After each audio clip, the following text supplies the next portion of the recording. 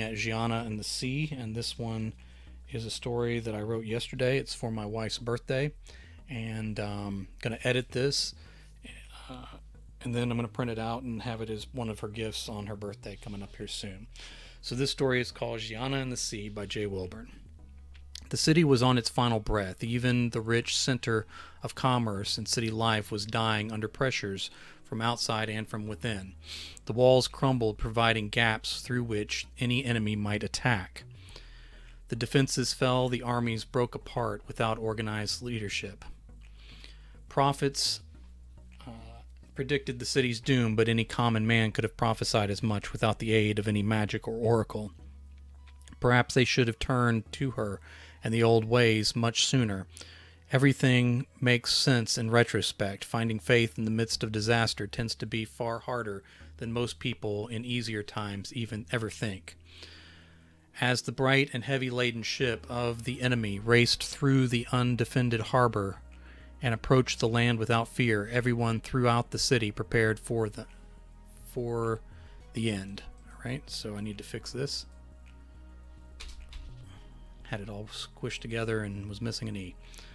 All right. Then she rose up as in legends few people still believed. As in, let's say the legends. As in the legends few people believed. Is heavy laden one word? Okay.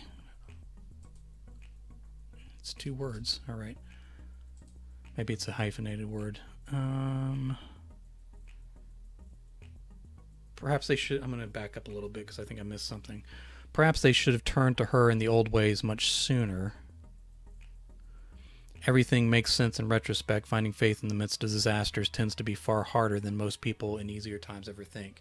As the bright and heavy-laden ships of the enemy raced through the undefended harbors and approached the land without fear, everyone throughout the city prepared for the end.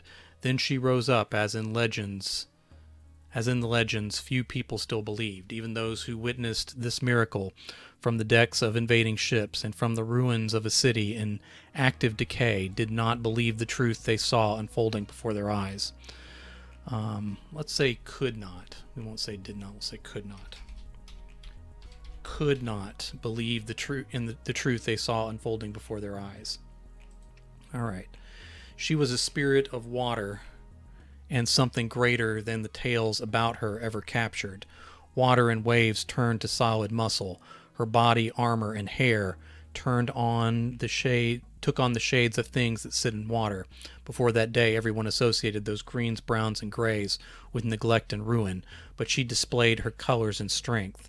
Her wings unfolded behind her. She saw the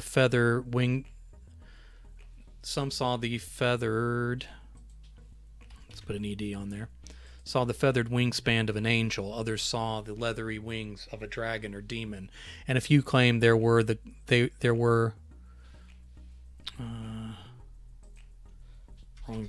think. There were the gossamer wings of a dragonfly or a fairy, but writ large across the sky as she rose to her full height. Okay, one man with eyes dimmed by age and sun only saw the soft curves of wings outlined by bent wire, with nothing of true substance within them. Maybe he was closer to the truth with his blurry vision. He might have seen through the illusion to what was made for the benefit of the attacker's terror. Whatever they saw, a nymph, a goddess, a statue come to life covered in green and gray growths, or some avenging spirit from out of the city's cultish past. However she was defined, she turned her back on the suffering city as she waited calf deep in the shallows of the harbor. She didn't turn her back on the desperate people in rejection, but in protection. She waded out into the deeper water to meet the ships on the previously calm surface. They wasted no time in gathering their archers along the decks and flinging a hail of arrows and an arc toward her. What hit did hurt. She felt all the pain. She had been feeling the pain of the crumbling city for some time. That pain, the new pain of arrows, did not stop her and did not slow her. As she reached for the vanguard of attack ships, They set the arrows on fire and sent tar-covered stones spinning toward her, stoking the flames around them. As they struck, she shook with impacts, but every burning thing sizzled out and fell to the piles of ancient debris at the bottom of the harbor. She did not laugh. None of this was funny. It was foolish, however, for those attacking fleets to think that they could bring down Jaiyana of the sea with fire, especially out on the water like this. Her fist crumpled the fronts of the forward ships. Boards buckled, bent, and broke as the unfurled sails brought them into her closed hands. It wasn't enough to sink them all, but some crew bailed over the sides on their own. She saw the thing finished by flipping the damaged ships over like toys and pushed them under until they took on enough water to sink the rest of the way on their own. The other ships rallied and pressed the fight. It could have been courage, anger over their drowned friends, or the reality that this fleet had not known nor understood defeat for generations. They tried to fire projectiles tied to ropes in order... Let me see if in order should be one word here. In order... That is not correct. In order to tangle her and bring her down. It might have been slightly less foolish than using fire against a water spirit, but the ropes were equally ineffective as with any attempt to capture water. She stomped down on the offending ships and chopped others with her hands. These broken vessels required no additional help with sinking. They all went down quickly and easily. Those in the back of the fleet made to turn, but she did not stop. As she broke more of them apart, sending their crews to their doom, those who still lived spied a mighty sword. Let me do a word fix here. Fixed a mighty sword strapped to her hip. All right. The great terror was that she never reached to draw it as she defeated them all. One ship still remained as it rushed for the mouth of the harbor. She stood straddled over it and let them sail out, even though they were still in her range for quite some time. And they suspected that there was nowhere in the sea she could not reach them if she so desired. Not a man aboard that last ship doubted that they only lived through the day by her choice. They were kept alive to warn the rest.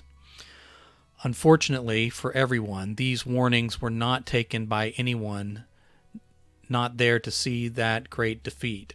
She turned to face the cheers of the people in the city who felt hope and joy for the first time they could remember in many years. She did not cast away their worship, but she did not swell with it either. As she crossed the harbor into the shallows, she came apart, as if melting into great torrents of water in the sun. Her face came apart last, and many people remembered that the most... Remembered that image the most as she vanished back into the realm of water. The months that followed brought renewal to the city. People returned to hope and trade both on land and sea. Returned to hope and trade both on land and sea returned with it. And let's say healthy trade. That way it doesn't sound too confusing. People began to forget the threats of the past. With so doing, they did not find spare funds from the wealth returning to the city to rebuild the walls, defenses, and army. As such, in time, both the people of the city and other empires forgot that day of rescue. A new army crossed the land toward the undefended inland side of the city. The new invaders had benefited greatly from the destruction of another empire's fleet. They also figured if the rumors of a water goddess in the harbor were remotely true, she would be powerless upon the land. The people cowered in fear behind what remained of their walls. As she rose from the water again, this time she stepped out of the waves, and I need to fix a typo, and walked through the widest avenue of the city, bringing thunder and quakes with each step. More sections of the wall fell. Water sheeted off of her like heavy rain. She walked beyond the perimeter of the city and turned the desert into mud before her. Half the chariots turned to flee as the others. Let me Fix a typo there. I tend to write they instead of these sometimes when I'm typing fast, or vice versa. The others tested the power of Jaiyana out of her sea. This time she drew her sword. They tried fire again and it hurt but did not work. More decided to flee, but it was too late. Her blade saw them end. More witnesses escaped this time, and merchant traders within the city that day took the tales of Jaiyana and her city throughout the world. There was a great debate about rebuilding walls, but those with money to do so argued that it wasn't needed. Then something more terrible rose from the sea. This was a creature of water as well. It crawled over the surface using appendages that were not quite tentacles. No one who watched that day. I guess. Hold on. No one who watched that day could focus their vision upon it enough to describe it well. To describe this entity well. Alright, let me spell entity correct while I'm here. Sorry. Okay. As it drew closer and closer, many feared Jaiyana had abandoned them for not taking care of themselves, for taking her for granted. Her powerful hands broke the surface at the last moment and seized the unseeable creature by the blurry pieces of its body. The monster roared and buildings fell. It reared back and thrashed, trying to break free of her. It pulled Jaiyana, who herself was only half formed, out of the water. In their fight, the waves washed through many parts of the city, threatening many lives. Okay, here I did a the when I meant a they. So, like I said, when I'm typing fast, that's a mistake I make a lot. They pushed one another, back and forth for hours of struggle. Sometimes Jaiyana pushed the terrible beast out into the deep sea. Then the monster pushed back until it appeared they would break over the harbor and wipe out the city. This battle prolonged for... I'm going to add another verb in here. This battle continued... Prolonged... No, let me... Okay, sorry. I'm going to try and get all my adjectives in the right place. Let me reread this sentence and see if I didn't make a mess of it. This prolonged battle continued from days to weeks. Weeks of terrible rain off the combatants' bodies turned to months of flooding. Jaiyana finally caught a moment to draw her sword, and the people who had set about building levees to hold back waves watched with hope. The beast knocked the sword from her grasp, and it sunk below the waves, becoming one with the sea again. The people returned to building their defenses. Those with money finally relented to the pressure of the people, and they paid to have the walls rebuilt. As the war continued between Jaiyana and the monster, the wealthy members of the city's upper class agreed to fund the training and equipping of a new army. Jaiyana finally gave up on trying to defeat the monster. She did not give up on protecting the city, though. With her mighty arm, she wrapped up the creature. As it struggled to get free, she held tight and took it under the water. The sea grew furious and dangerous for all the years that followed. Only the most skilled sailors from the city could manage those waters.